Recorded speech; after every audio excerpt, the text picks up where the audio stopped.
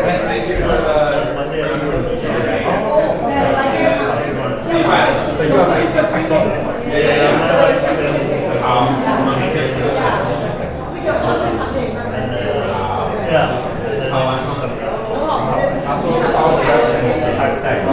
How long gonna stay?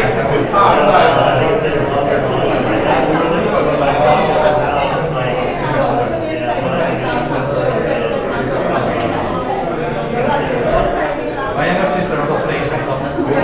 Yeah. So I think you get a chance. I mean, like, you're gonna have back to Texas, right? Okay.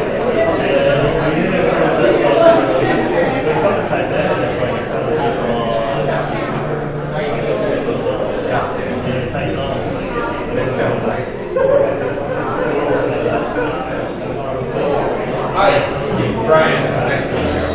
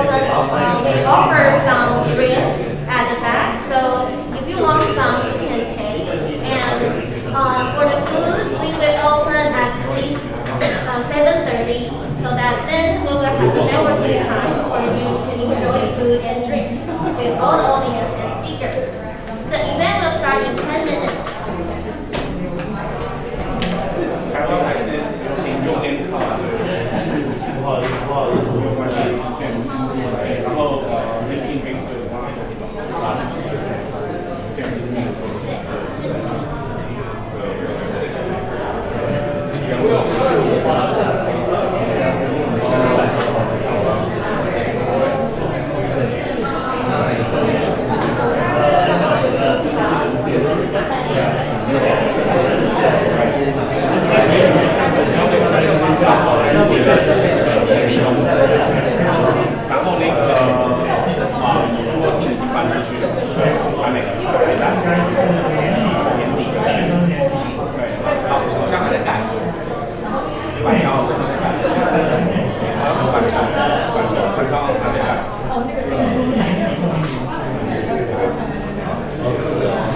反而 COVID-19 没什么影响，真是厉害。对，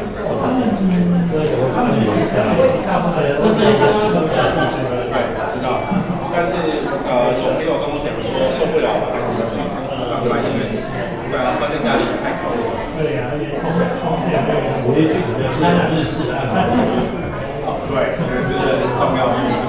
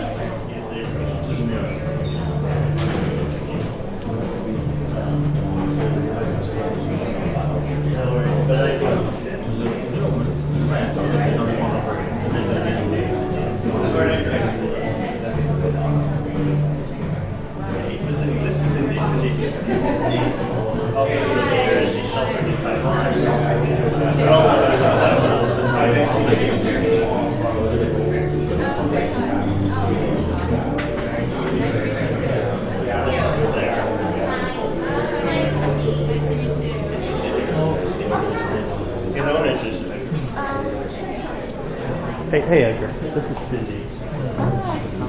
做个那个不知道是小什么，而且本身我是一个什么 One of the initial things was today, you have to do so then you might know how to sort of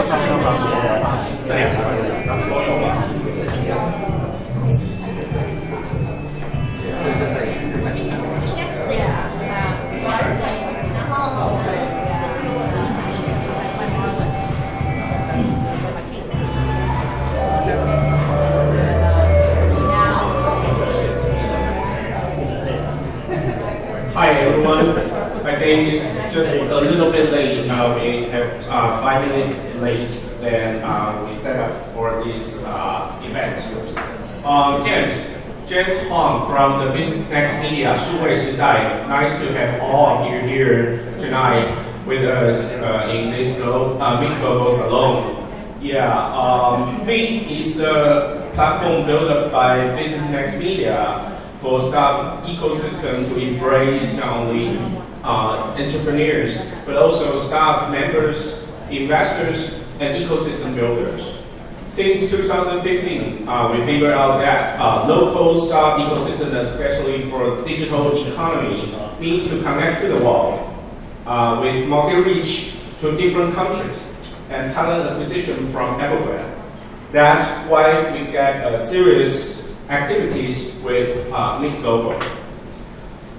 We have Meet Global trip for founders to explore and get connect with us from Taipei to Southeast Asia, Japan, and the United States. We have Meet Global Talk for crowd who are interested in global market talent to get lesson learned from master. And we also help Meet Global Salon for people who are interested to marketing, sales, funding to mix up with each other like today. We are very thankful that we have Kai Huang, Steve, Zhang, and Samantha Jian, and all of your people here tonight. So let me just introduce some more with today's event. Today's event will get twofold into 2 different sections. First session will be a fireside chat that we will invite Kai and Steve to share with us with some of their wisdom about their former startup experience with us. And then we will have 7 different startups to pitch, and we will have a quick question and answer session later. And then I will let you know that we get a 360 view of the live streaming by Roji today. I think it's from this camp, right? Okay, it will be live streaming on our Facebook page, Meet Start 创业小聚 Start Meet Start 的粉丝页. You can go on the page and show with your friend that you are joining this event right now here in Taipei City. Let me remind you that although that Taiwan is the most healthy place and lucky place, I think it's God blessed place by all of us, not only our friend, our governor, and every people, that we still get the most healthy place here. But let me remind you that if you can still wear about your mask here, because that is still a lot of crowd here today. Okay. So I will first like to invite Kai and Steve to come with us to get a fireside chat. Let's welcome Kai and Steve.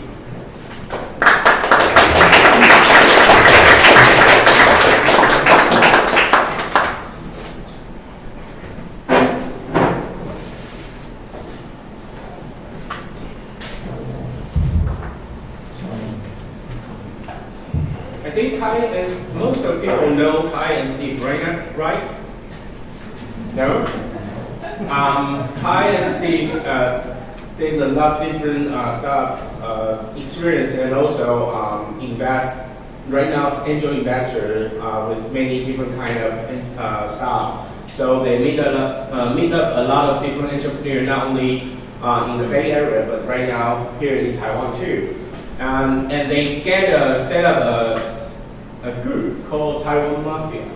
to try to that so many different experienced entrepreneurs to come as a group and get some lesson learned to share with people who are interested in doing startups or being entrepreneurs. So how about introduce yourself first, Kai and Steve. Okay, hi. Well, first of all, thanks for having me here today.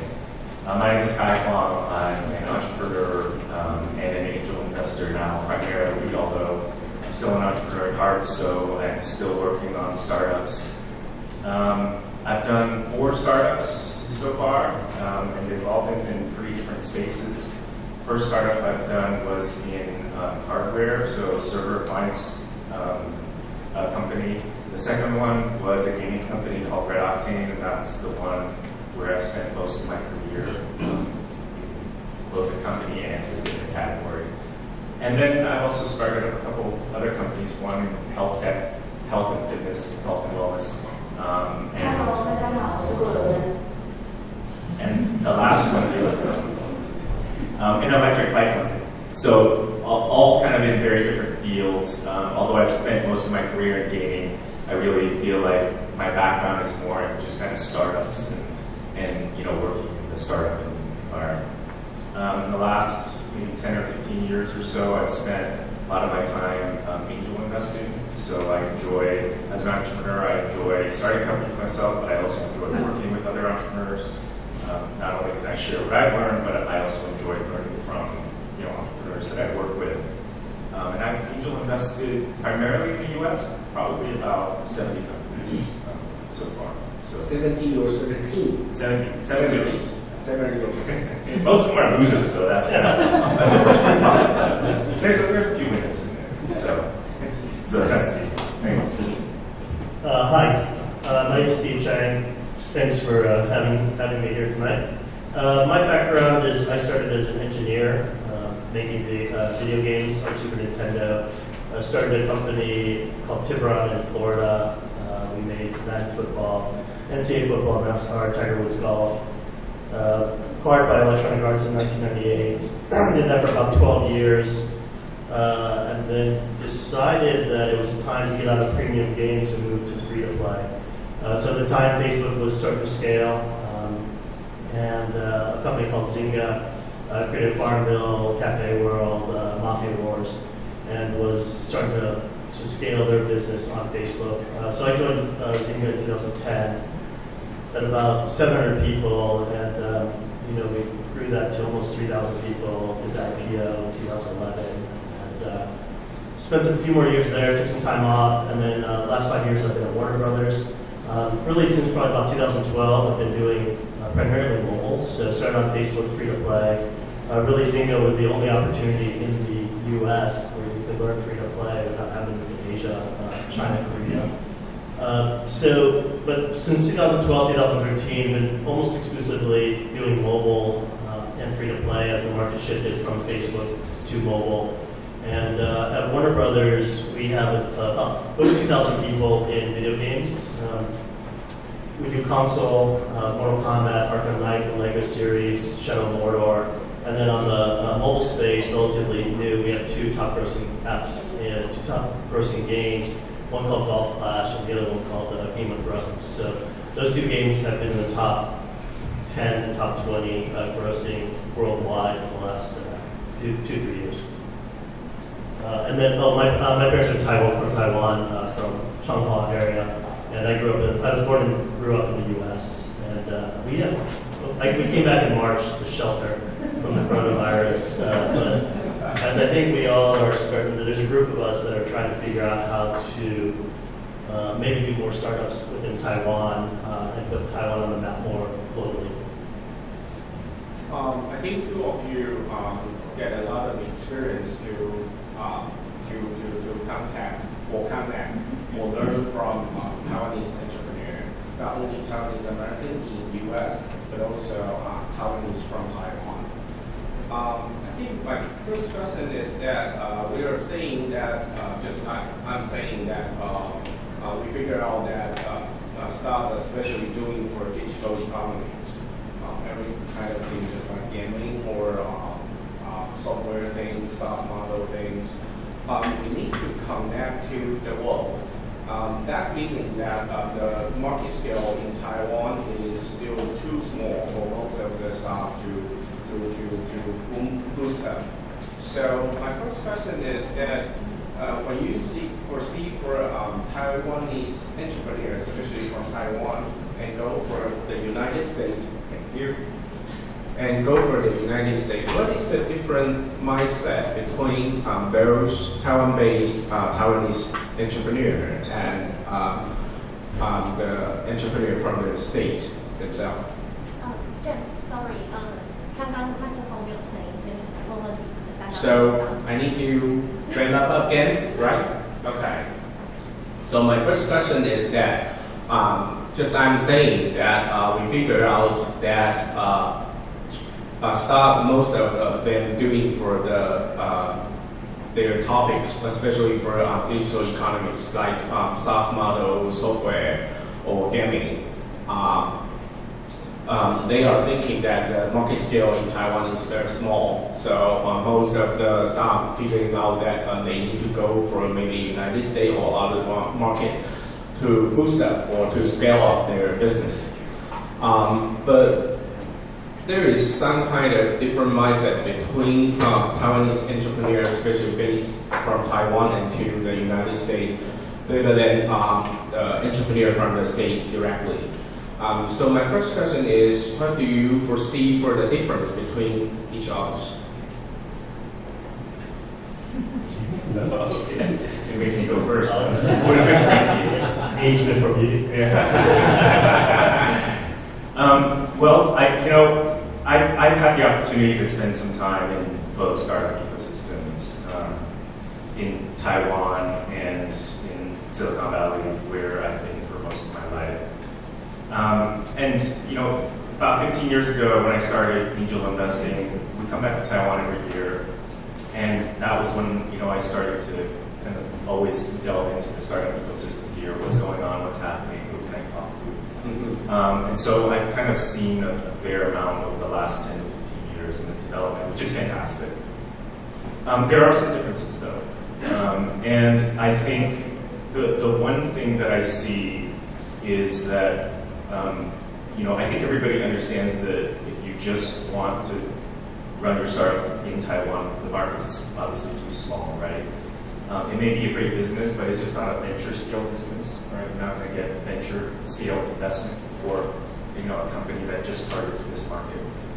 And if you do, I think one of the key things to think about is as you're building your company, Taiwan, you should really look at Taiwan as the initial experiment, right? And really, from the beginning, have your mind set on which other markets globally do you want to approach. So one of the things that has happened a lot in game development and app development is when we develop games or when they develop apps, you typically, as you're in the development phase, you don't think about launching right into your target territory right away. You kind of have a plan, you're thinking about, okay, I'm going to launch in this country, I'm going to launch in this country, I'm going to launch in these countries, and they're usually testing things. And for US-based companies, it's typically like Canada or Australia where we'll launch first, where you think there's a little bit of safety net before work out the kinks before I go to a bigger market like North America or Europe or China. So I think the first thing is that's one of the things that I would think about. And one of the differences is if you're in a market starting in Taiwan, you really, right off the bat, you have to be thinking about these are the markets that I want to go into, so how do I build a company around that? But you can use Taiwan as a launching point and as a test point to kind of work out the kinks and figure out, hey, what product do I build and which markets do I go. So that's one of the things kind of that I've seen in the past. The second thing I think that I've seen is really understanding branding and the power of branding. We were lucky enough in my second startup, Red Octane, which is the one where I spent most time, which is a gaming company.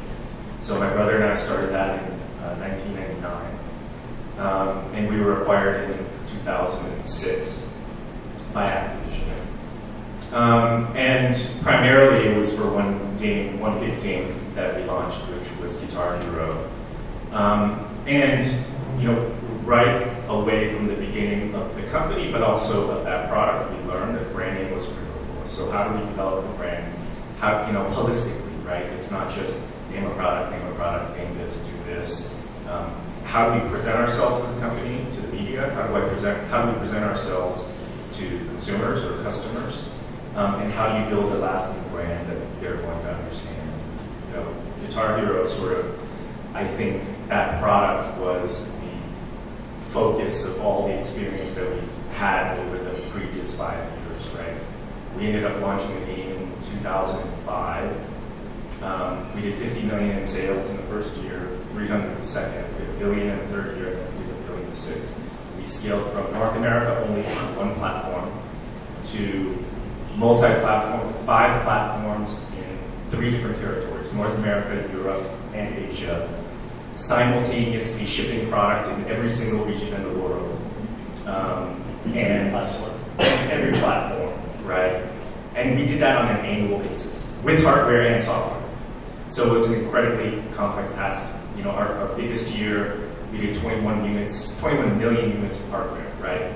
From 1 year from conception to having product shipped into the marketplace, right? And that entire process, all the way from the beginning, all the way to the end. So it was just how do we build this brand? How do we build a brand? And it took us probably 3 years in Europe to do that. North America was a lot easier for us. That was our biggest market. But Europe was one where, look, we have to develop a brand. We were willing to invest in it. The first year sales in Europe was 100 million, which of course, by any startup standards, was fantastic. But when North America at that time was doing 600 or 700 million in revenue, Europe should have been equivalent. And so it took us about 3 years to catch up on that business, but it was all about how do we get into the country, how do we build our brand, how do we establish our presence, how do we market ourselves, how do we present ourselves. And so I think that's one of the things that I think is critical with startups that I've seen in Taiwan. And the last thing I'll add, sorry to take up so much time. The last thing that I'll add is I think the scale-up process is also something to be very mindful of, right? It's great to get that early traction, to develop a hit product, but then you have to scale it, and you have to scale it really quick, right? And so we were lucky enough to be in the right place and at the right time, but that we would have never succeeded if we weren't able to scale it. And a lot of that scaling, which Steve talked about, they did 700 to 3,000 people, is hiring the right people, right?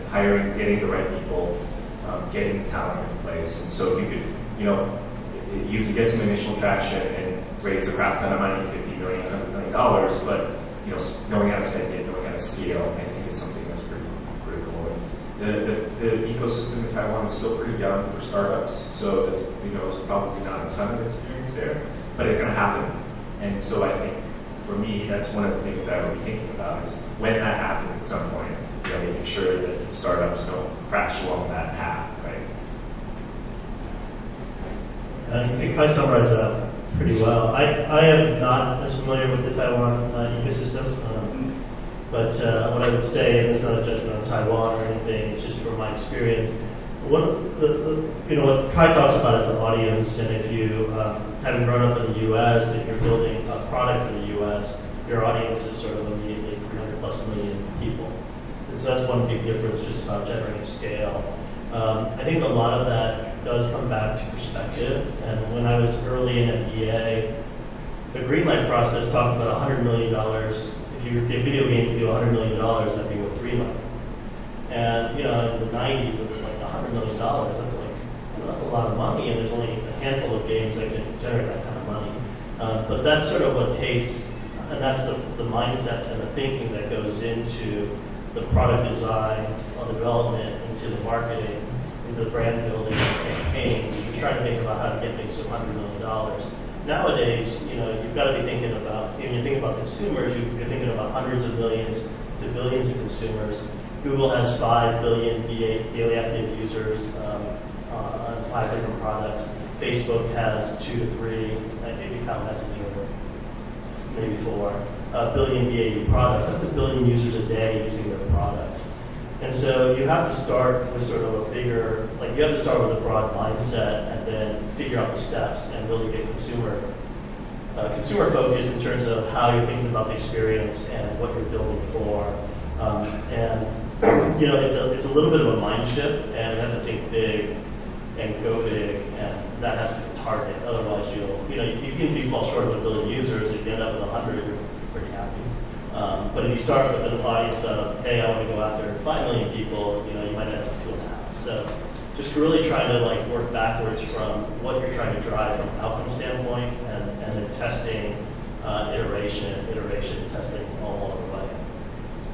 Yeah, I think I just want to emphasize the point that you made there, Steve, is that, you know, having this bigger mindset is critical. That doesn't mean you skip the earlier steps, right? I've seen a lot of startups like just kind of get big egos and just like, okay, I'm going with the big one, just overspend, maybe go crazy, and then they always flame out. You know, what you talked about was having that as sort of the goal in mind, understanding how you work back from that process and how every step along the way, you know, helps you achieve that, you know, final end game. In YouTube's words about sharing with us, I get is one thing is to have a broader mindset, and in Kai's words, you need to do 2 different things. One very important thing is to do the branding. The other thing is hire talent. Yeah, but I would like to take back a little bit about people from Taiwan, especially entrepreneurs from Taiwan, they need to go for a global market, especially in different market. Just like Kai saying that you're trying to launch a new product from the US to the world, to Europe, to Asia simultaneously. Yeah, but how do you do that? How do you try to do the branding things? One thing for most of Taiwanese entrepreneurs might get wrong thing is that they can launch and they can test fast here in Taiwan-based market. But when they try to go global to different market, one strategy might be copy and paste directly from Taiwan to different market. But how to scale on in different kind of market, especially Steven saying that most of the user maybe billion level user. So how do you try to do the branding or to do other things when you try to go to a different continent? I think a lot of when you think about scaling to hundreds of millions, and some of the things I've seen when using Taiwanese websites or Taiwanese, granted I don't read Chinese and I don't speak Chinese, so I'm triple disadvantage. But a lot of what you see with the companies that have scaled is usability and accessibility. And so Apple has taken what has been complicated computers and simplifying it so that my dad can use an iPhone, my dad can use a Mac. Well, my dad's pretty technical. He was early in the PC phase. But you know what I mean. So you look at Google, back in the early Google days, the story goes, Sergey, I guess at the time, was getting an email every day, and it just had a number, 50, 60, whatever. And it was a number of words on the homepage of Google.com. And they were shooting for very, very clean, very simple, anybody who, very user-centric, with testing, with accessibility about, hey, I'm asking a question, let's give the person an answer. And they focused on the speed of the search response and things like that. And where you compare that to like Yahoo, and if you remember, Google used to be the search engine for Yahoo. Yahoo had all this stuff on the page and a lot of clutter, and it didn't do the one thing really, really, really excellently that needed to happen. So the nice thing nowadays is you can use some of the cloud-based user testing to select audiences. You can do faster surveys. Use the Google surveys. You can test in market with those consumers, and I think that's kind of the path. But it really starts with the core foundation of the user experience. What is the user motivation? What are they trying to do? And how fast can they get there? And if you think about everything in free to play or Amazon, it's just a funnel. I get to 1 million users. How many click on a product page? How many click the buy button? How many get a cart? How many can actually get through a purchase? And you can measure that data all along the way. And there are best-in-class metrics that you're always trying to strive for, or you're always trying to optimize around. And, Amazon talked about revenue per click. And so if it takes me 3 clicks to buy something, how much did I buy relative? So those sort of key performance metrics can help you sort of shape the experience. And if you find the right metrics, you can optimize for it, and ideally you'll be able to find the right formula to scale. So, how about in your experience to shifting to different continents? Yeah, I think, again, similar to what Steve is saying, I think one of the most important, most basic things that we've done is, and I tend to work with products more than services, but it's really trying to narrow down to what is your customer proposition, right? And what are you delivering to the customer? And that's not always easy, and obviously in the startup phase, your ideas shift all the time, and you're constantly changing and pivoting. But as an example, one of the things that we started to really understand after we launched Guitar Hero was this idea that that people wanted to unleash their inner rock star, right? As we were in development, like there was this feeling of like, wow, everybody wants to be a rock star, and we created a product that was fun, that was mass market, that anybody can do, right? It wasn't a real instrument. A real guitar would take you 5 years of really hard work, and you probably still wouldn't feel like a rock star, right? And you could pick up that game, and within 2 minutes, you could feel like a rock star. So unleashing your inner rock star. So it took us some time to kind of distill that, but it's really about finding that. And I think once you find that, it becomes such a basic thing that, generally speaking, it translates, globally, or the best ideas will translate globally, right? And it has to be so simple. And if it is simple enough, and people understand it, it will translate pretty well. You still need to do some testing and go around. Every country's different. People are different all around the world. So you might need to adapt that. But I think that's a critical part of the branding. But that also leads to other part of the business. So as an example, again, once we figured out that unleashing your inner rock star, felt like that was something really, people could really understand.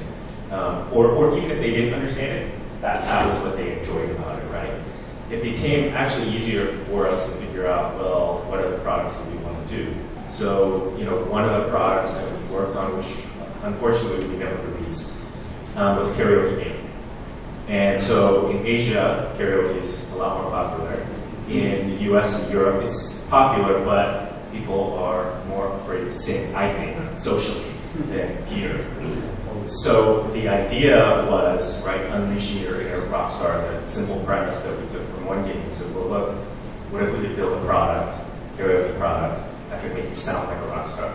Pick up a microphone, and you're going to sound awesome every time you sing. And if you can successfully do that, then who wouldn't want to sing, right? Pick up a microphone and sound like a rock star? Everybody would want to do it, right? It won't be just a small subset of people who, aren't embarrassed to sing. Everybody can sound good.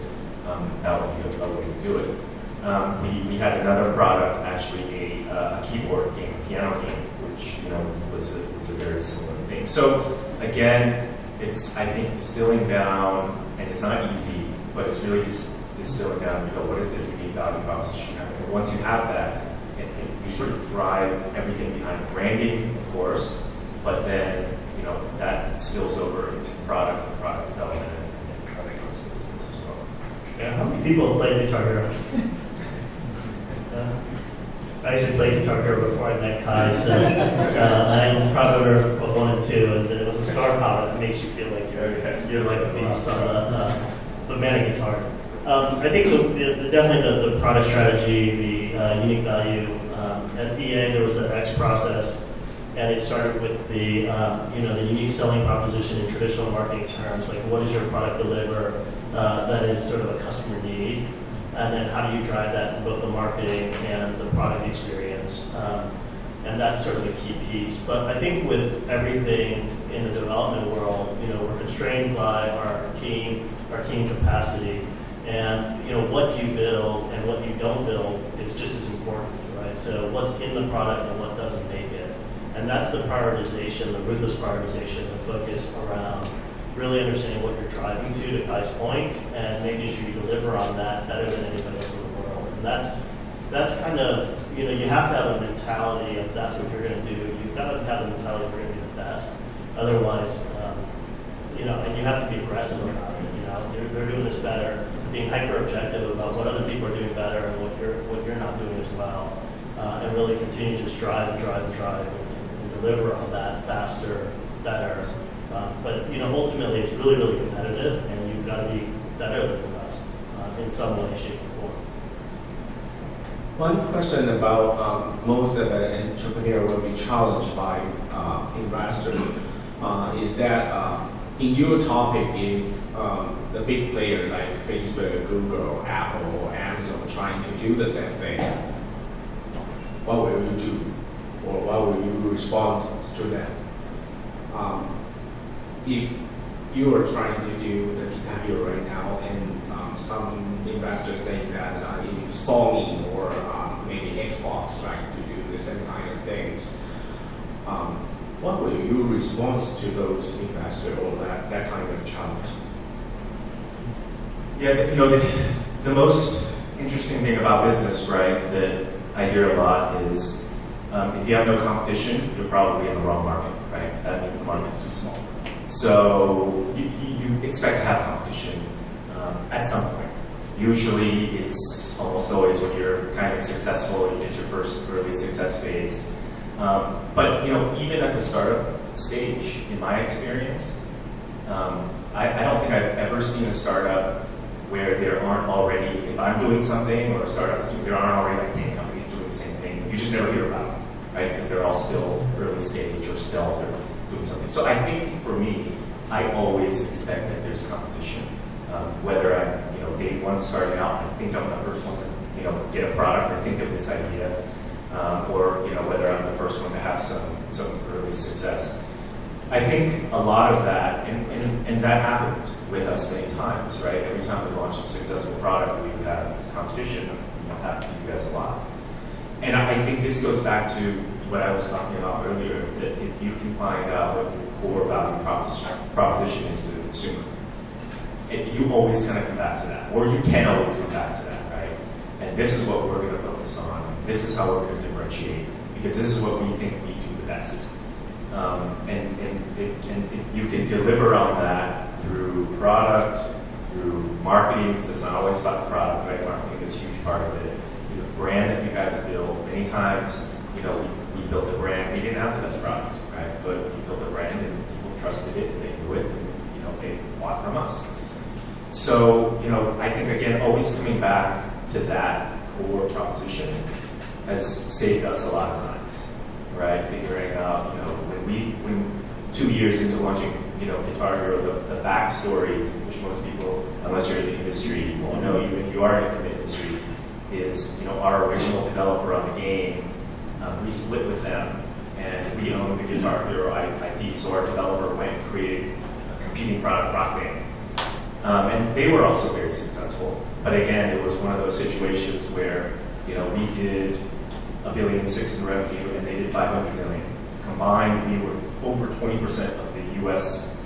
game industry revenues, for that 1 year, just on those two products. So we were really battling head to head, right? That was a huge battle, and it always came back to, well, what is our core value proposition? Unleash your inner rock star. How do we deliver on that experience?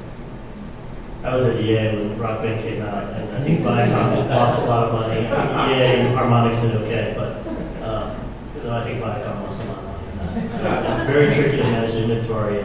If you remember the original Rock Band, the guitars were broken, so their manufacturing wasn't quite as good, and they didn't have the Guitar Hero brand. I think if competing against the big companies, in some ways it's scary, but at the same time it's not. These companies have billions of dollars of R&D and investment, but at the same time they have 1,000 priorities and they have innovators' dilemma. So in some ways, like when we talk about competing with like Activision or EA, they're not going to take a FIFA free to play, right? I mean, they're doing $1 billion a year on FIFA globally, and for them to go free to play means they might give up $1 billion globally. They're a public company, so you just have to, you kind of have to understand sort of the players. When you get to an Amazon, you get to a Google, they're going to have a lot of different priorities, and if they're number priority 50 or 200, which is probably what they're going to be, you have to believe that you can out-iterate, you can do it better, you can go faster. I think the one thing that I learned at Zynga, and I think you shared, you or Charles shared with me the story about Activision, is actually you did. It was like Activision and Bobby Kotick, the CEO, really was all in. And he saw the opportunity in Guitar Hero and put a lot of money into the manufacturing, development, marketing to go big globally across, I think it was 7, 8, 9 platforms, the DS, and the PS3 when that launched year, and the Xbox 360. So getting to that, getting to over $1 billion requires sort of that all in, and we're going to invest like crazy. At Zynga, there were sort of similar moments as well, where Mark Pincus is another sort of serial entrepreneur, but he kind of talks about like poker. When do you go all in? When do you have like pocket aces, and we're going to put $1 billion to work against this one opportunity? And so when you have those moments, they're very, very rare. I mean, they're very rare. And if you ever find one, your only regret will be you didn't go big enough. One of the main idea that Kai shared with us is that find out your core value proposition. Can you share with us some more detail? How did you find out your core value proposition? Is there any step-by-step methodology, or there is kind of a playbook how to do that? I don't know that we had a playbook per se. I mean, there were some guidelines that we worked with. A lot of it depends on the kind of company that you are. What I've seen in my experience is there, particularly in the game industry, but I think it happens in every industry. You have sort of product-driven companies, companies that are really driven by the product and the engineering team, and then or the development team, and then you have marketing-driven companies, right? Companies that are a lot driven by the marketing. I would say that for Red Octane, we were probably more of a marketing-driven company, and then when we got acquired by Activision for sure was a marketing-driven company, right? And so in the early days, it was trying to figure out, a lot of, what did the consumers like about our product? And we had to go out and do a lot of research, marketing research, and learn. And obviously a lot of sort of anecdotal research, just talking to people that we know, but also formal research that we do through, research groups and agencies that can do that kind of thing for you. So it takes some time, again, to go through that process, and then internally from there, distill all of that research and all of that data and all that information into sort of your thesis and what you think makes the product successful. And then you iterate and test on that a little bit and see if that is the message or the meaning that really resonates, with the consumer. When we got to Activision, it was, very similar process. In fact, I would argue that, Activision was almost a completely marketing-driven company. Marketing people ran that company, and it was more. They still do. Take-Two, another gaming company, which creates Grand Theft Auto, I would say, is a product-driven company, right? They've got teams, fantastic. Blizzard, to some extent, is very similar. They have teams that just build amazing product, and then, okay, here it is, you go to market, right? And it's, luckily, they built such great products that it becomes easier to market and brand those.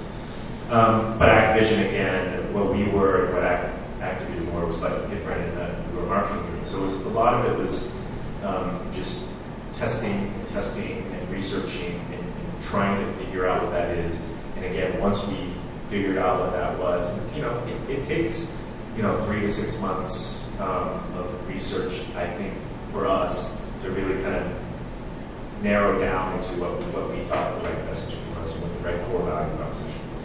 So you were trying to get some research agency or some kind of staff to help you to figure out the market. That certainly that was one part of what we did. That was one of the tools in our toolkit. But you have to employ a lot of tools in your toolkit to kind of triangulate into these messages. if I get limited resource to do this kind of market research, what would you recommend for entrepreneur to do? It almost always comes down to friends and family. Friends and family. Get as many of your friends and family that are willing to spend some time with you and, give you some, honest feedback. The other thing that I think is that, entrepreneurs shouldn't be afraid of exposing their idea or letting their idea out. Right? I do come across entrepreneurs who are kind of tight about the idea. And although I understand why you would want to be, or why you would need to be sort of secretive about these ideas sometimes, in my opinion, I think it hurts you more than it helps. I think the more feedback that you can get, the more input that you can get, and it can be from people across different industries who aren't even in your industry, who don't even understand your product. And I think everybody can lend a different perspective and different ideas. So the more, for me personally, the more I can talk about what I'm doing, the projects that I'm working on, I feel like I get much more value out of that than trying to sort of stay secretive and develop a product and then spend some money or a lot of money and then realize, oh shit, nobody likes this thing, right? Nobody wants this thing. Maybe being Taiwanese, it's easier to talk about Kai than myself. But I think Charles shared a story. One of the things that a lot of this comes back to is insight. And you're looking for insight on the market. You're looking for insight with the consumer, and then you're looking to figure out how you can fill that gap. But Charles told me, his brother told me a story about Red Octane starting by renting Dance Dance Revolution, and they found that people were renting a lot of music games. And they're the guys that built the high-end $100 dance pad using the Taiwanese manufacturing connections. And this was a $100 dance pad that you couldn't fold it. It was literally like an arcade style. And that was part of the insight that said consumers like music games, and led to, I don't have the whole story, maybe I should share with you, but it led to the insight around consumers like music games, and then guitars are a big audience, and being a rock star is a fantasy, a player aspiration. But I think, on the insight front, on the gaming side, a lot of the biggest games have come from people who have been playing the games. They're consumers of the product. You think about League of Legends. Those guys played a specific map on Warcraft, and they built a whole engine service, $2 billion game business around, that map that they played incessantly. You talk to guys like Rob Pardo, who was the lead producer on World of Warcraft. He played EverQuest 2 hours a day and realized that the social was broken. There was no player versus environment, one player content, solo content that you could, and so he took a formula and improved on it rather than trying to invent new stuff. So on the game side, it's definitely, if you play something a lot, you're sort of your best consumer, you have a vision of why this can be better, can be different. And then a lot of times in the VC world, a lot of money is made on platform shifts or business model changes. So, the shift from maybe consoles to Facebook, or Facebook from going from PC to mobile. You look at what it did for the Facebook business. And there was basically a day where Zuck came in and said, everybody's going to focus on mobile. Mobile's our primary platform, where it had been web for the period of time before. So the platform shifts create huge opportunities, and if you can get the macro plus the experience, the shift from premium games to free to play, it kind of gives you just more acceleration. We all get a big impact from COVID-19 right now. I think most of our people are doing not really well right now here. But I think most of the staff or entrepreneurs still trying to find out a way to do their best to face to this crisis. So one of the questions will be, how will you suggest to those founders who are being impacted by COVID-19? They might be impacted doing for different kind of topics, not only gaming or entertainment, but also maybe software, SaaS models. Some of them might be doing for hardware issue or stuff right now. What kind of the suggestion that you were trying to do to them right now? Well, I think there's a couple of things that I would say there.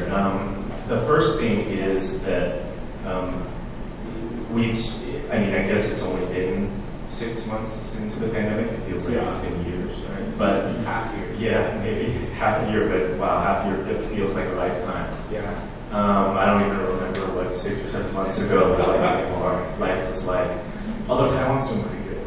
It's reminding me of what it was like.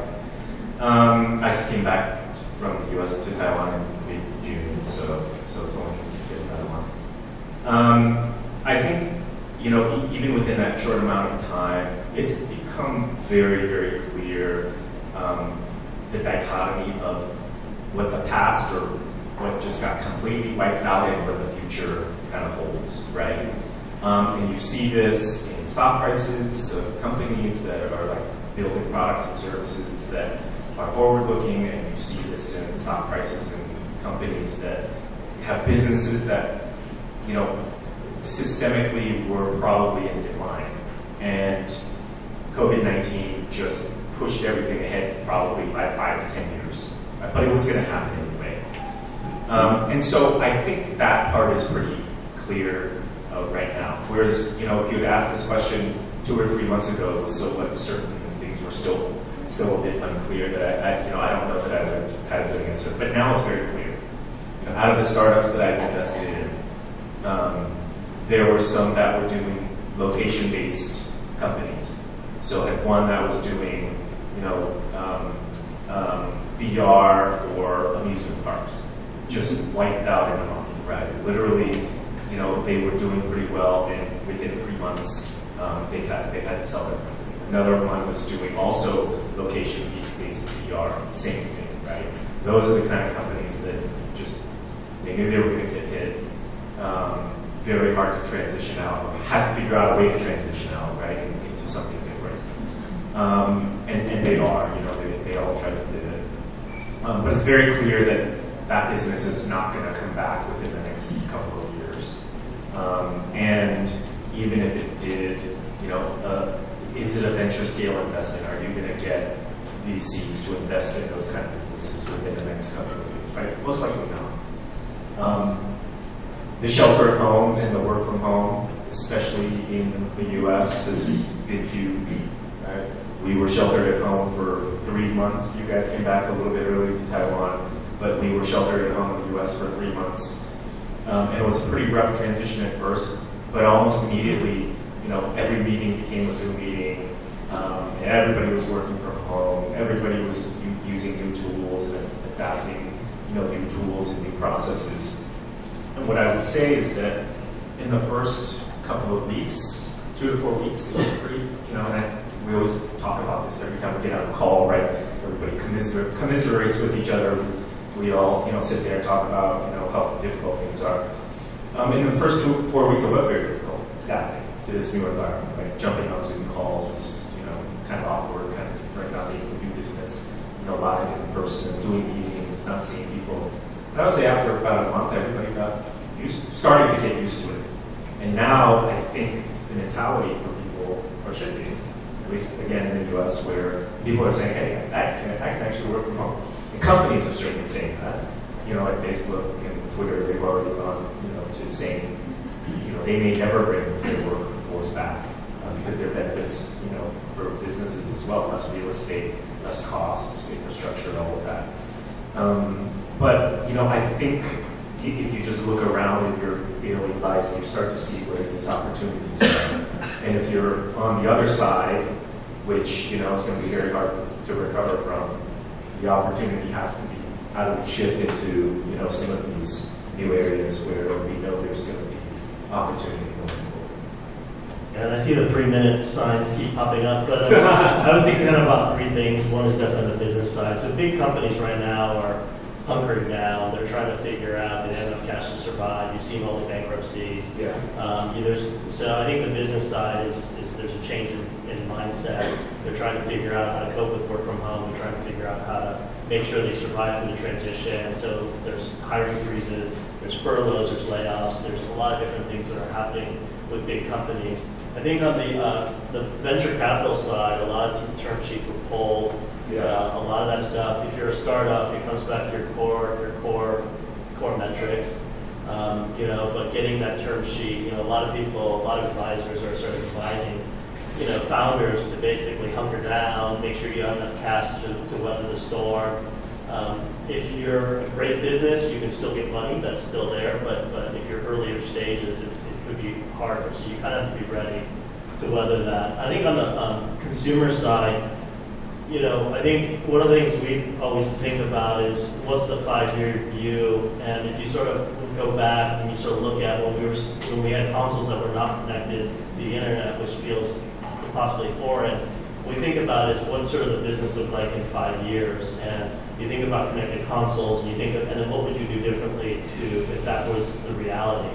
So in some ways, this COVID situation is going to change consumer behavior probably forever. And if you're a consumer business right now, I would launch content because people have a lot of time.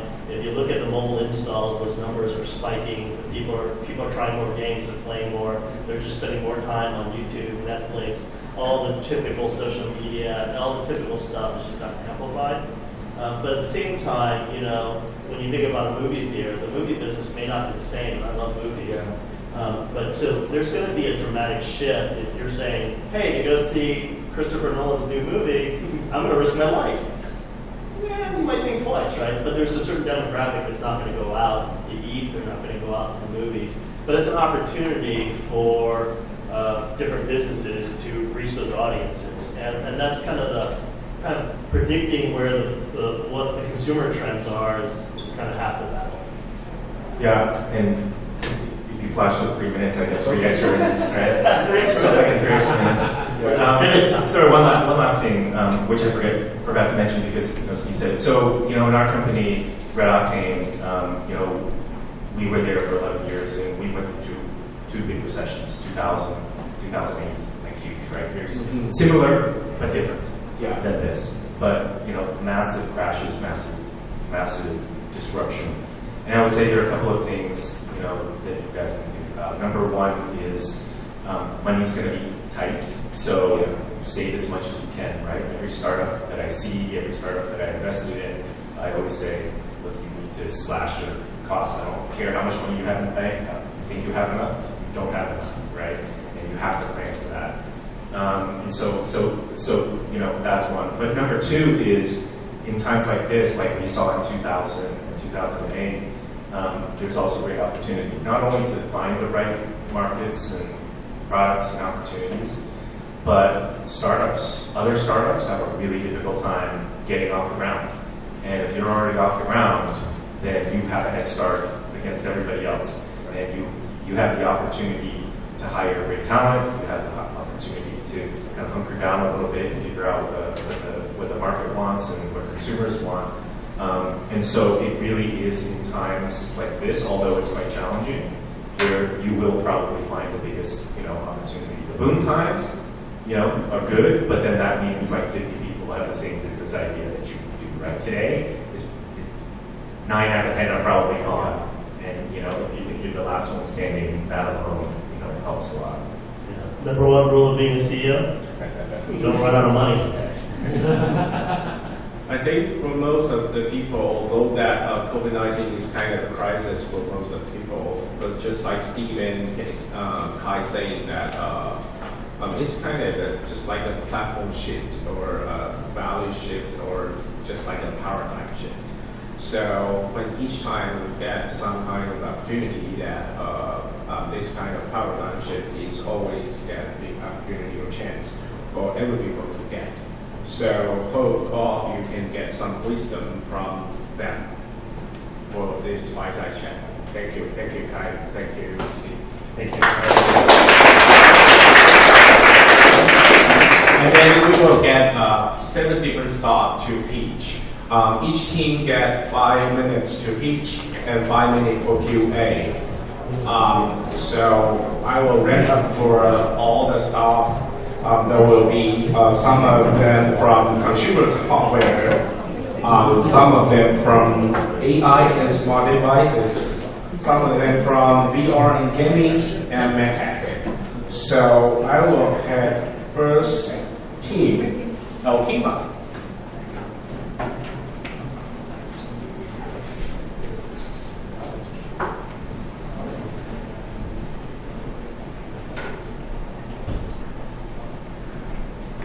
Hi, my name is Ian. I'm from Alkmaar. I would like to share with you the opportunity we have seen in the field of smart kitchen and how we're going to do to capture those values. So COVID-19 changed our lives, and here's one interesting case. So this graph shows top 10 fastest growing e-commerce product categories. As you can see, the bread making machines are in the second place.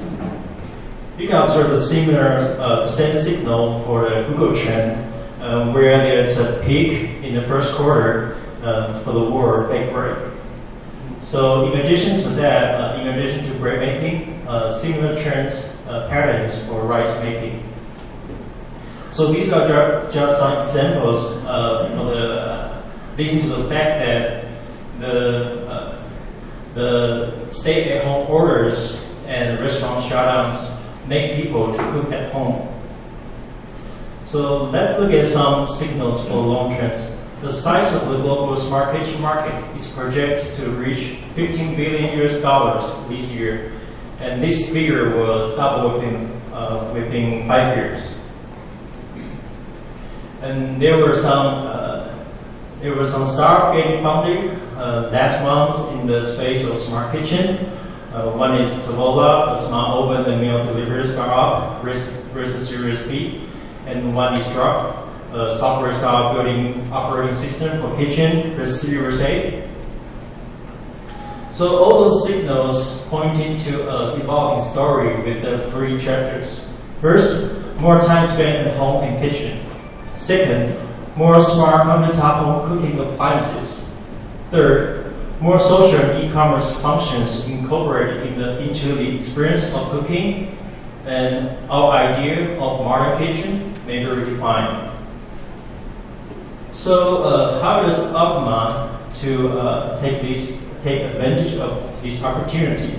So our angle is actually home brewing. Our machines are embedded with UV sanitizer and with a sensor of air pressure, temperature, and weight. And with all that data, we can give the lifetime updating of the projection of alcohol and sugar level in a drink. So in 2016, we joined HAX, a hardware-focused accelerator, and run our Kickstarter campaign. And in 2019, we joined Moet Hennessy Accelerator and raised Series 3A from some angel investor, followed by a National Development Fund. We have 3 major goals for the following 18 months, which are subscription model, app redesign, and production.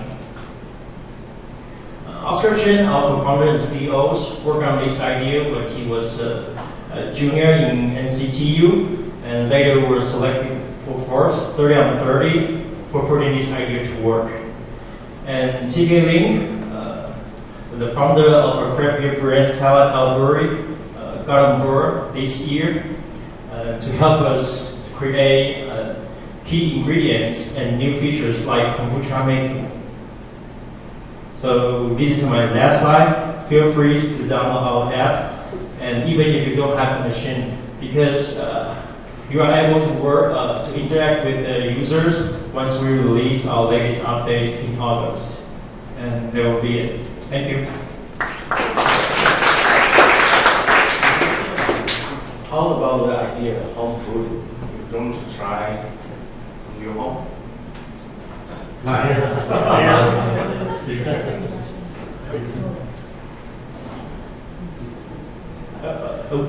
think it's definitely very interesting. I'm glad you're a consumer. How does the product work?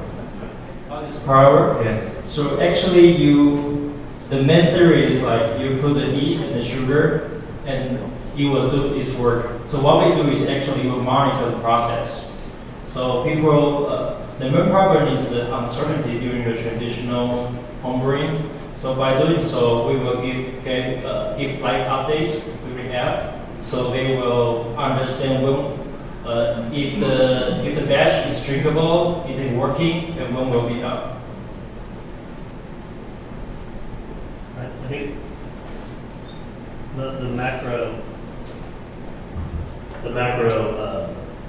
work on the market is great. I mean, this is obviously going to be a thing. You definitely hearing and seeing more people cooking and spending time in the kitchen, and people are experimenting with making bread. I think from a focus standpoint, getting a simple name that people can remember and pronounce, and also maybe having a focus. So identifying all the brewing, what is the biggest area, what is the biggest segment, how do I get that audience using it? And yes, it can do more, but I don't need to if I communicate anything in a pot, you want to simplify the choices. It's like, oh, this is the best beer maker in the world. Okay, this is the thing to buy, get that audience, get the next audience, get the next audience. And you can target the segment. So I would try to figure out a use case, do it really, really well. And then figure out how to get those consumers and get them to sample. And influencers now are more important than ever, right? I mean, that's the new way of marketing for sure.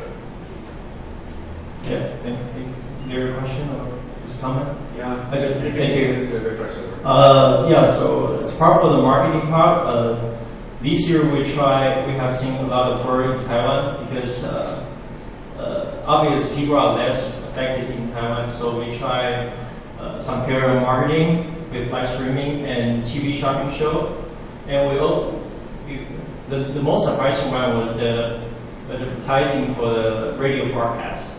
So in Taiwan, we're targeting audience with older age, like above 45, and for many of them, they listen to radio. So yeah, we really have really good ROI during the radio investing. Yeah. Okay, I think the suggestion from Kai and Steve is one of the things is to do market research and figure out that the core value proposition that you get. But I think that the Oakmont right now you can buy it on Amazon. They collaborate with a very global enterprise right now, and they're doing some kind of marketing in the US right now. So thank you, Jan. Thank you. Thank you. And then next we have Raji from the East Smart.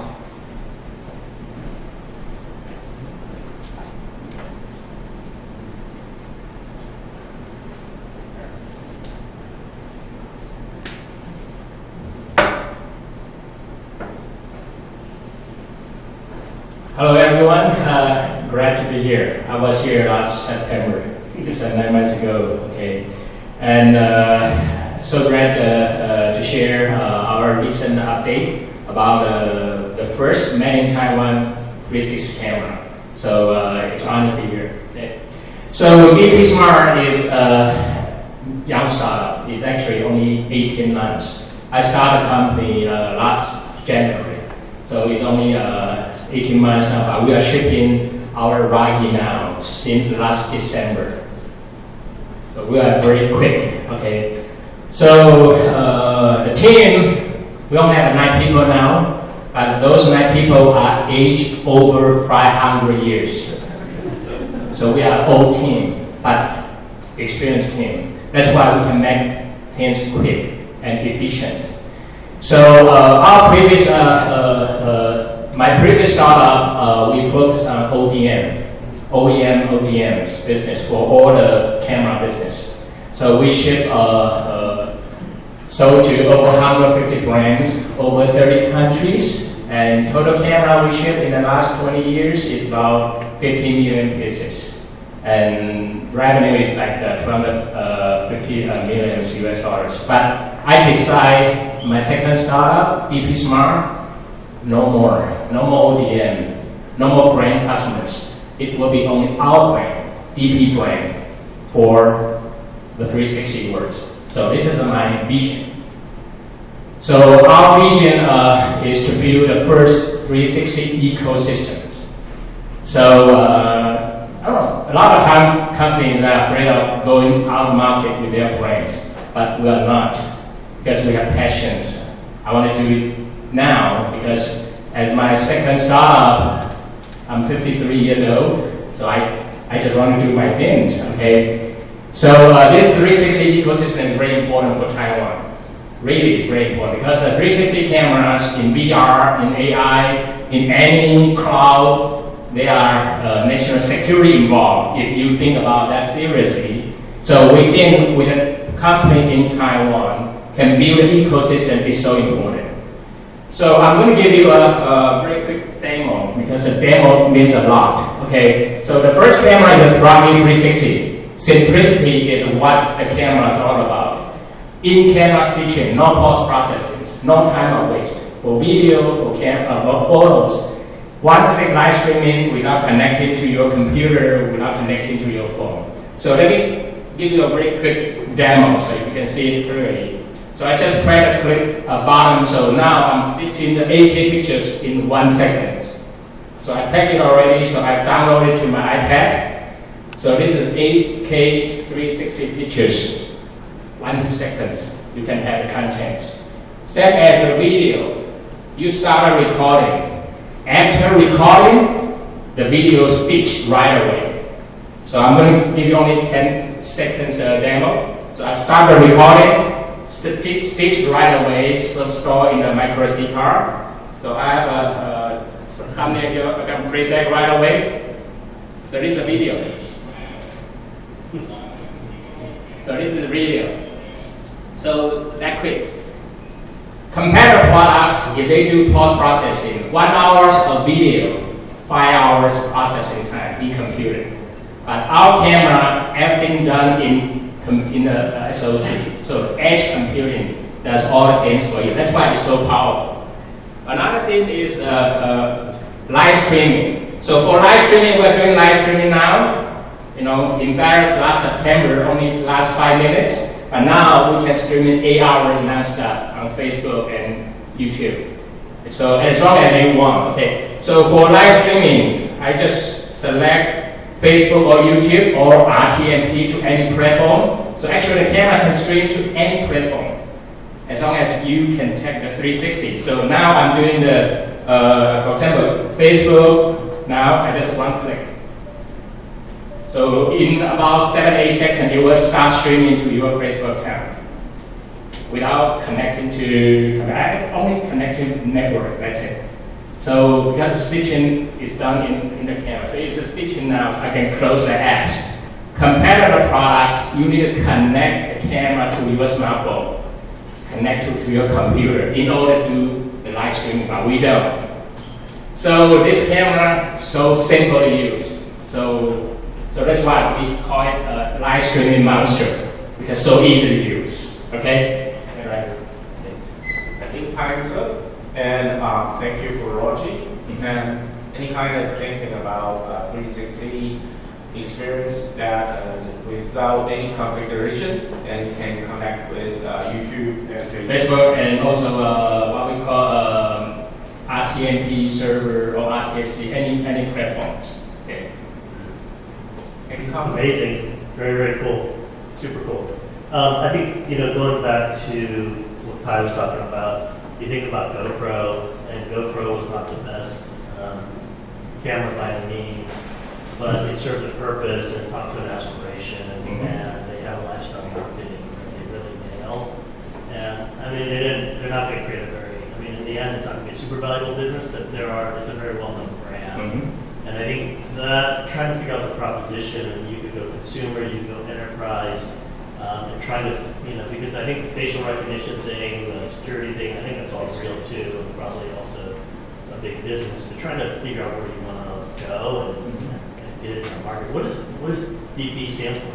DP stands for dedication and passion. Okay. And what So does stand for DP. Raw D means return to the glory. Actually, I have a miserably startup, my previous experience. 16 years. I filed Chapter 7 on that company because one of GoPro competitors screwed us up $5 million US. So I have $5 million debt on my shoulder. 1,500万台币, okay. So when I started, that was actually back to 2012. The money was not correct on 2012. But I struggled 6-7 years until I said this is no more. I want to start my second startup and choose a name, return to glory. Actually, we have 3 names. This is just the first product. Rocky is a 6-camera live streaming. We have a 4-camera products we call Rita, video conferencing. The name was from Rise from the Ashes. The third product is dual camera for cloud monitoring and smart care monitoring. That is called TIA. So this is your champ. This is your champ. So those are the 3 names I choose for all my 3 product names. Because my second step, I want to come back, so that's why I choose the names from. Yes. So I know GoPro is a competitor, but we are not trying to compete with the GoPro in sport action category. Live streaming is important, especially the 5G. Now all the carriers start serving the 5G. So the streaming, 360, VR is so important. The camera can be used any market sectors. But of course, like I said, the ecosystem, we need a lot of partners. So we cannot do everything on our own. So we invite the company, like AI company, like the live streaming platform companies, come to work with the VR, AR content creator company, come to work with us as a team. So that's why this is the ecosystem I call from Taiwan. But we are a brand guys. We want to lead the team to go global. Yeah, this is my vision. Amazing. Yeah, really, really cool product, cool technology. I would say the same thing as Steve. The one thing with a product like this is you just have a lot of different ways to go. As you're saying, there's a lot of different market opportunities that you can look at. And I think the single most important thing to figure out how you want to brand the product and brand the company is figure out which market you want to go. You want to go commercial, you want to go consumer, within consumer or within commercial, which industry segments, which market segments, and then also, what service and value proposition are you offering to those customers in those segments. And once you start to narrow down to those, then you can really start to build a brand that resonates with business. We have a B2C now. We were at Kickstarter successfully last year. Taiwan Zhezhe this year, and Japan Campfire is going to end tonight. And Q4 we're going to US to Indiegogo in Japan and also Beta Store. So that's for B2C sectors. But we are also working on a lot of B2B vendors and partners. Because like I said, the application is so wide range. So we want to invite a lot of people to come work with us. And also in the future, because the product is so simple to use, so we have a sector called rental business. So we want to work to a rental car company. We want to work with a Wi-Fi rental company for traveling, for resort, the theme park. You can rent the cameras at a very affordable cost on a daily basis or weekly basis. So that's the 3 market segments. I think there's an easy one here, which is if you make a dedicated live streaming camera. Kevin Lin, the co-founder of Twitch, is Taiwanese. You can just seed it with Twitch partners, and you make an affordable camera, and everybody wants to be kind of an aspiration. People want to be YouTube stars. They want to be a TikTok audience.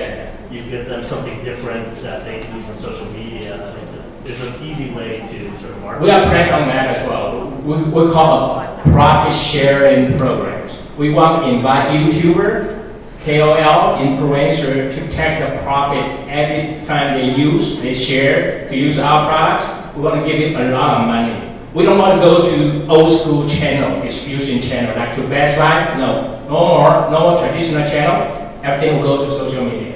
So, and also our camera, we can do multiple camera streaming in the same account, which is also unique. You can have a 4 or 5 camera streaming at your account, Facebook, YouTube, at the same time, without having one camera, one account. We are running out our time. Thank you. Thank you. I think it's a good idea, actually. I think for the Steve's suggestion is that Kevin Lin is one of the Taiwan Mafia, so maybe we can network with Steve later, and they will introduce you him to you to get some collaboration in the Ice United cream States. is a key. Okay. Thank you. Thank you. And then let's have QB toy. Hello, good evening. I'm today's presenter, Julie, and today I'm going to introduce you to QB, which is a toy brand that is dedicated to create high-quality parent-child time by using our magnetic toy system. So our target audience are parents that have kids whose age from 2 to 7 years old. And these parents usually have good income salary level. So for instance, in Taiwan, we set up the target audience. Their yearly income is about 1.5 million Taiwanese dollar per year. So which is about top 10% of the population. And they are also very dedicated to children's growth and education. So from our observation, this group of people, they usually have no time to accompany with their kids, but really want to do this. So here, QB comes to help. We provide a very simple product, very simple to understand, to play and to build, and very easy to develop their kids' logical thinking and have multiple ways of play. So with QB, we enable both parents and kids to enjoy games by changing in a snap. So our core competency is our user experience-based design process. So we build up an iteration process that including user testing with our QB community. So that we could ensure all the creation we make fits our QB's DNA. So from our toy structure, we plan to build up our educational content and also a digital platform so that we could grow our community. Our first product was launched in late 2018, which created about more than 29 million Taiwanese dollar revenue in 2019. And also more than 10,000 pieces were sold globally, including Taiwan, Japan, USA, and Korea, and so on. So, just give me a second. So in this year, we are going to enrich our product line by launching our second QB2. We call it QB2 in this year, late year. So that we could market more precisely that to different customers in segment of different ages, like from 2 to 4 years old and 5 to 7 years old. So we have been facing a challenge of high cost of our material, our product costs. Therefore, this year we successfully reduced about 30% of our cost. That we are confident to provide competitive prices that will meet our distributors' expectations.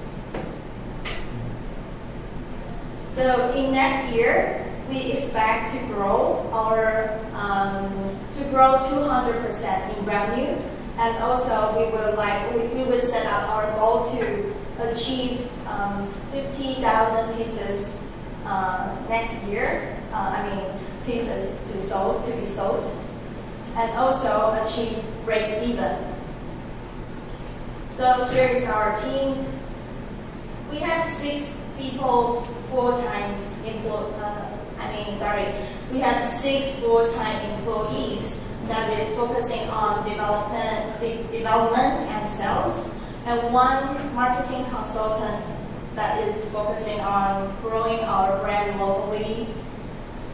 And also we have 4 educational consultants that help QB to create educational content in fields of parent-child accompany, preschooler education, and elementary school content. So this is my presentation. Sorry if I rush a bit. Thank you. Thank you. Smart toy for preschool child. Yeah. I think Bring it. Not No, today. not today. I'm sorry. Yeah. But you can see us on YouTube or our website. it looks like a fun product. I think this is one of those startup opportunities when we talk about COVID-19. Like there are companies on one side and then there's companies on the other. And I think with QB you have a chance to be on the positive end of that side, right?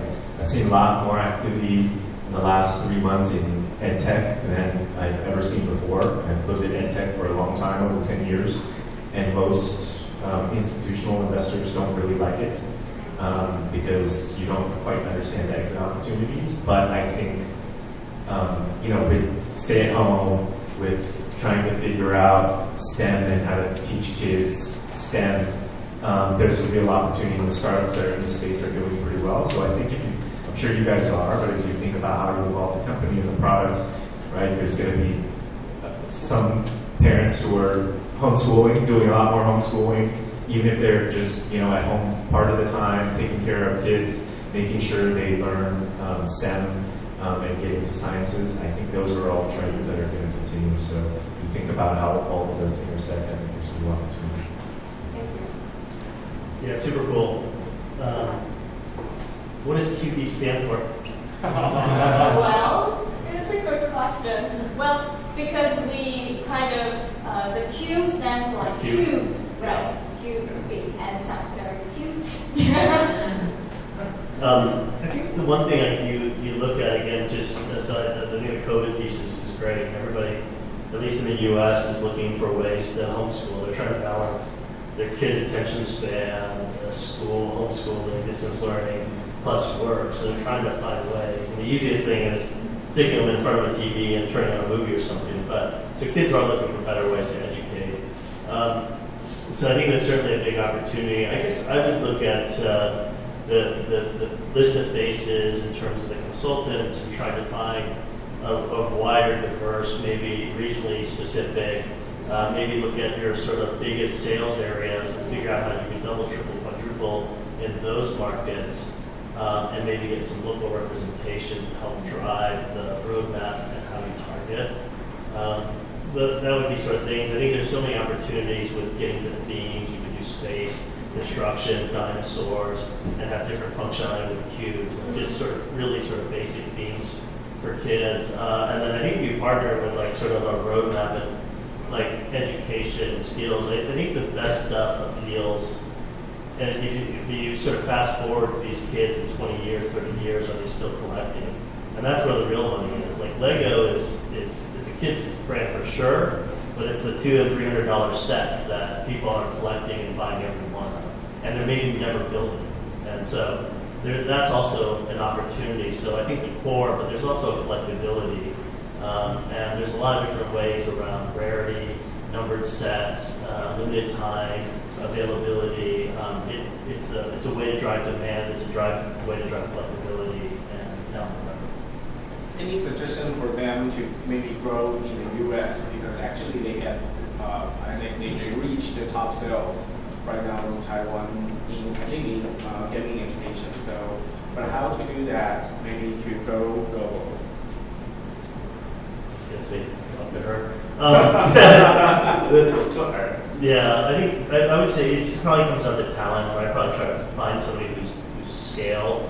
I mean, there's been a bunch of failed opportunities, like what's the car one, the toy, Anki Drive, and I think they went through distributors. They were a pretty hot startup for a while, but ultimately they get to that scale. So the model and how you sell and really understanding it, so that you are making the right margin. keeping costs down. The other piece here is like the magnet toys are awesome, but they get duplicated really fast. There's a lot of counterfeits. So you look at like, so you have to assume as soon as you get any kind of scale, you're going to be copied. So we were using the mag formers, that's the brand, and then I went on Amazon trying to find them, and I found 50 cheaper, similar, not as good, but so you're gonna have to expect that. And that's where the brand piece comes into play, having something that people are gonna remember, and this is the authentic and sort of best and the best quality. I mean, Lego really are the best quality building bricks, durability, sustainability, and all those types of things. And then you could also use licenses. So certainly, I mean that's easy, but I mean it cuts your margin. But you could get a Disney play set, anything like that. Warner has a lot of IP, superheroes, DC, Harry Potter. Good idea. Okay. So we are out of time. So thank you. Thank you very much. Next up will be Wasai Chat.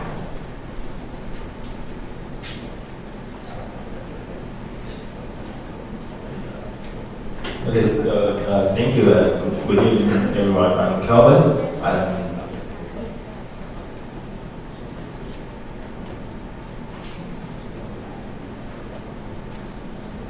Sorry, which might stay.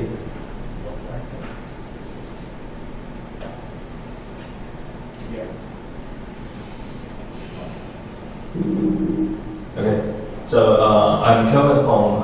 I'm CEO of Wasai. And thank you for listening to my pitch today.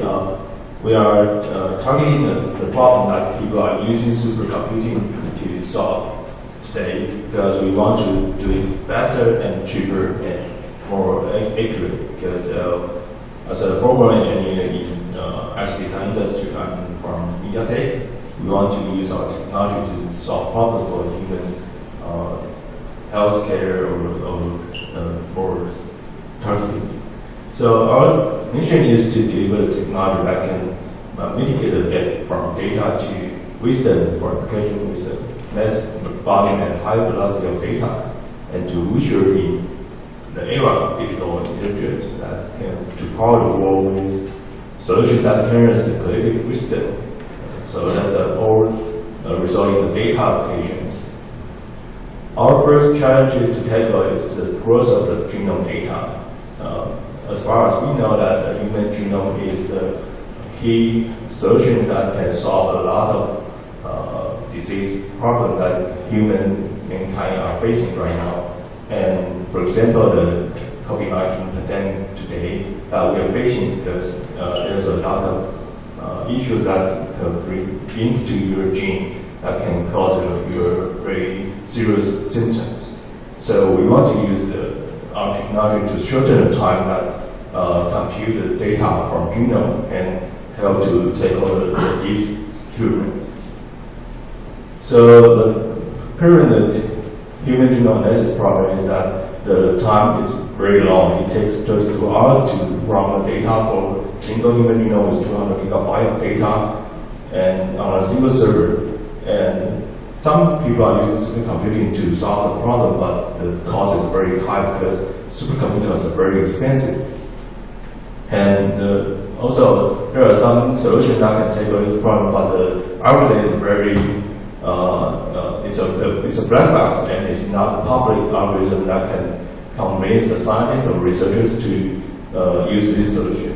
So we are using our solution to tackle this problem because we provide a very consistent result, consistent to original software. So users, they don't need to change their behavior, their usage. They just use our solution plug into their new system, and the performance is better than original software because it's about 11 times faster. You can complete the human genome analysis within 3 hours, and also the accuracy is consistent, and also the price can be very cheap because you don't need to use supercomputing or very expensive GPUs.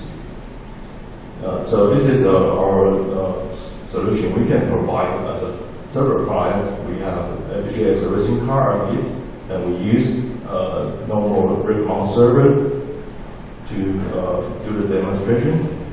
And also we designed a web-based manager. Users just need to log in and upload their data and do the configuration. Then after the configuration is done, you can see what the progress is and just start analyze your genome data. And after the analysis is done, then you can just download data from the server. You can just use it as a web service, but the server is located on your premise. So it's very easy to use for scientists or researchers. You don't need to hire an IT team to run this server for you. So we are targeting the market for all the genetic data, but first big market will be the genomic data analysis. And our business model can be flexible. We can provide server appliance, and we can also work with our partners to provide software service only, whether on-premise or in cloud.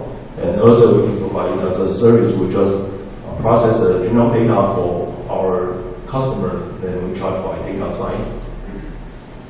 And so we have 150K revenue from Japan and Taiwan customer last year. And we have several POC trials in China, Japan, Taiwan, and US. And so we already have a representative in Japan as our retail seller. And also we are Intel strategic partner program right now. So we want to help mankind to solve the life science problem with our technology that we were using supercomputing to solve. So we think it's not just for a single person. It's not just for me or for you, because for statistical problem that can use a lot of data from every person that can coincident together that can solve can be generated the result for a lot of disease cure. Thank you. We try to integrate hardware and software and foster the data computing. How about that? Well, I've been studying the human genome for over 10 years now. Actually, I know nothing about it. But here's what I can add. Some little tiny bit of value to what you're doing. A lot of times I see startups and products and companies saying we can do it, 10x faster, 10x cheaper, right? And those are amazing things, and I love that.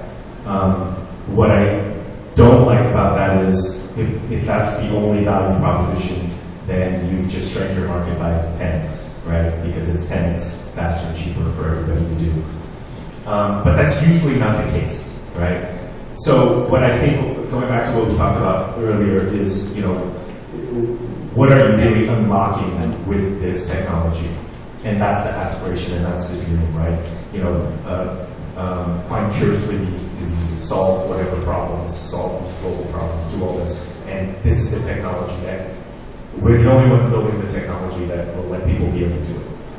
And so, thinking about, especially in those, initial beachhead markets like human genomics or whatever other markets you're going into, I think it's really thinking about the aspiration of what does this technology let you do or let the world do, right? How does it make it better? Versus, again, just talking about the X fast, X faster, X cheaper, and all that. Thank you. I think it seems pretty cool. I would look at I'd be careful of Amazon. So Amazon is one of the companies that can work very fast, duplicate what you're doing. So there's sort of I think this is definitely some sort of cloud service, AWS, Google Cloud, Azure. And I think if you create if you can become a leader in healthcare, you're going to get acquired by one of those companies, those 3 or 4 big players for a lot of money. So, but how you cross that chasm is another story. I don't know that answer. There's certainly an opportunity, but I think you have to hit the right beats, and you have to create enough customers and scale customers. And I don't know if it's educational, I don't know if it's the 23andMe's of the world, or if it's a simple put in some DNA and then find everybody in the public ancestries. Because because all the cops are doing now to solve old crimes in the U.S. They're solving 70-year-old crimes using some tissue that was at the scene and then running through family trees and finding third cousins, and then going and finding the relatives and collecting something that they've thrown away, analyzing the DNA to track down these serial killers from many years ago. But there's a lot of different uses, but I'm trying to figure out how to build scale. But I wonder if there's a broader opportunity around healthcare, because medical records, there's all this stuff that's coming, and to the extent that you can create audience, once you get users, the revenue will just continue to go up and to the right. So that's the easy part, but trying to find how do you get them and acquire them effectively. And I would try to figure out if you can do it without an Amazon or Google, because if you do that, you'll be infinitely more valuable. Yeah. Actually, we can build our solution on top of AWS or other cloud service because they are running hardware service, they are running infrastructure service, and we can provide our solution as a software. Yeah, the one thing that Amazon will do is they'll understand if a lot of people are using your service through Amazon, they'll start to dissect it and they'll start to copy it, and maybe they can do it half as fast, but they can charge a lot less, right? They don't care. For them, this is, the software as a service aspect. You have to understand your LTV, your lifetime value of a customer over time, and that also dictates how much you can spend to acquire them. And, using that math, you can kind of figure out, how to most aggressively go acquire customers.